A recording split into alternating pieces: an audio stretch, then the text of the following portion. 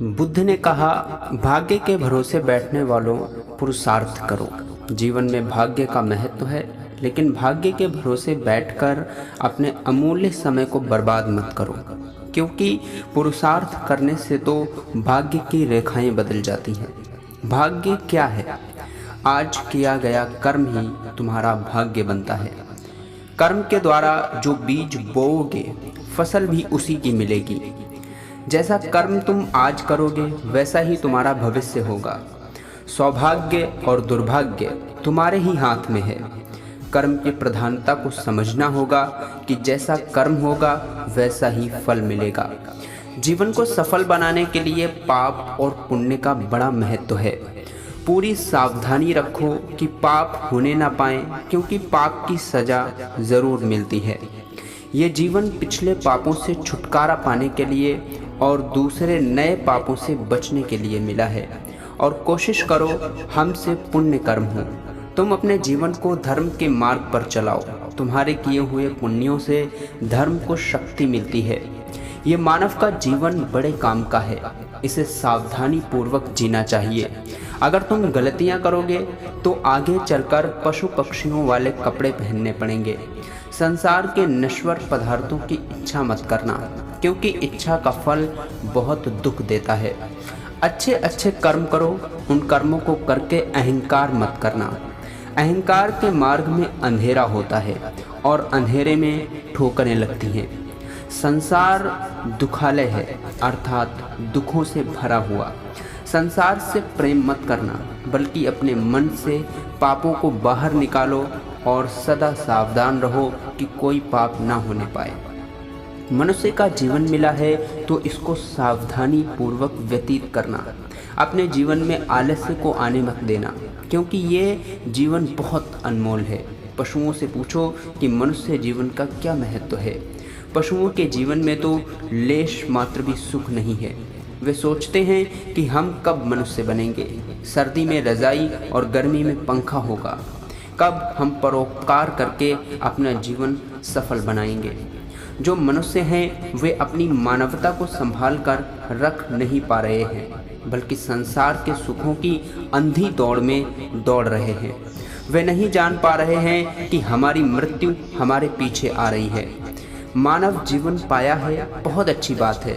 अच्छे अच्छे कर्म करो ताकि मन पवित्र हो जाए, क्योंकि पवित्र मन ही आत्मा को पा सकता है। अपने मन को शरीर में ही फंसाकर मत रखो, क्योंकि शरीर आज है, कल रहेगा या नहीं ये किसी को भी मालूम नहीं है। शरीर आज नहीं तो कल मिटेगा, किंतु आत्मा सदा अमर है। शरीर की आयु कुछ वर्षों की है, परंतु आत्मा अनंत है। वह तीनों कालों में है। आत्मा पहले भी था, अब भी है और बाद में भी रहेगा। यह शाश्वत है, सनातन है, सूक्ष्म से भी सूक्ष्म है। संसार की सारी शक्तियां उसी से सत्ता पाती हैं। तुम मनुष्य बने हो, विचार करो कि तुम कौन हो। जब तक ये समझ में नहीं आएगा कि तुम कौन हो, तब तक तुम भटकते रहोगे। जब तक तुम अपनी भूल में सुधार नहीं करोगे, तब तक तुम शांति को प्राप्त नहीं कर सकते। शांति को पाना है तो मन को पवित्र करके आत्मा का अनुभव कर लो। आत्मा में ही अनंत विश्राम है। यह शरीर कुछ समय के लिए मिला है, वास्तव में तुम आत्मा हो। तुम्हारा शरीर जिससे शक्ति पा रहा है वह आत्मा है, और वही आत्मा तुम्हारे शरीर में मौजूद है। आत्मा को जानना, आत्मा को समझना, आत्मा को पाना, आत्मा का अनुभव करना और आत्मा का साक्षात करना, ये सब मनुष्य शरीर के द्वारा ही संभव है। बस तुम सावधान हो जाओ कि मन में कोई गलत विचार आने ना पाए। पहले मन में गलत विचार आता है, फिर वह विचार बलवान होने पर गलत कर्म कर देता है। गलत कर्म का मतलब है पाप का जन्म हो जाना। बुद्ध ने कहा कि तुम्हारे जीवन के साथ साथ काल भी दौड़ रहा है। बचपन और यौवन कब निकल जाएंगे पता भी नहीं चलेगा। शरीर भी अनेक रोगों से घिरा रहता है। इस शरीर की शारीरिक और मानसिक दोनों प्रकार के रोगों से रक्षा करनी पड़ती है। रोग और भोग दोनों शरीर को निर्बल करते रहते हैं। रोगी और भोगी दोनों को ज्ञान अच्छा नहीं लगता।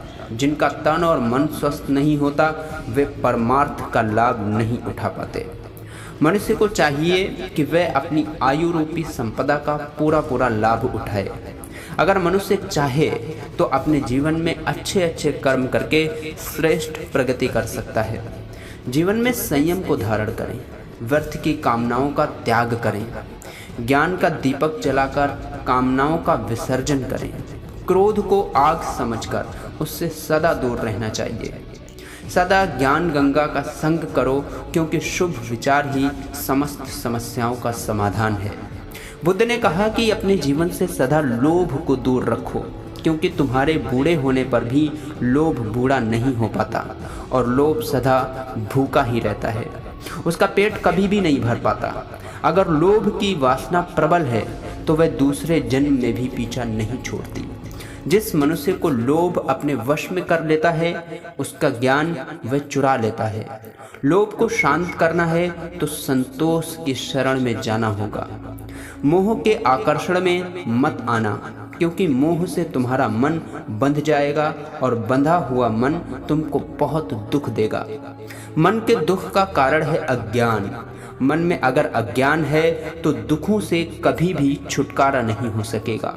बस एक सम्यक ज्ञान ही है जो तुमको परम शांति और मोक्ष दे सकता है। तुम अपने तन और मन में प्रेम तथा ज्ञान की ज्योति जला लो, फिर तुम्हारे जन्म जन्मांतर का अज्ञान मिट जाएगा। आज तुम मनुष्य जन्म को धारण करके बैठे हो, इसका मतलब ये है कि तुम शांति और मोक्ष के अति निकट हो। अब तुम संसार में रहकर भी संसार के लगाव में फंसना मत। संसार के अज्ञान से दूर रहना, क्योंकि वह तुमको बांध देगा। अपनी आत्मा का ध्यान करो, वह तुमको सर्व बंधनों से मुक्त कर देगा।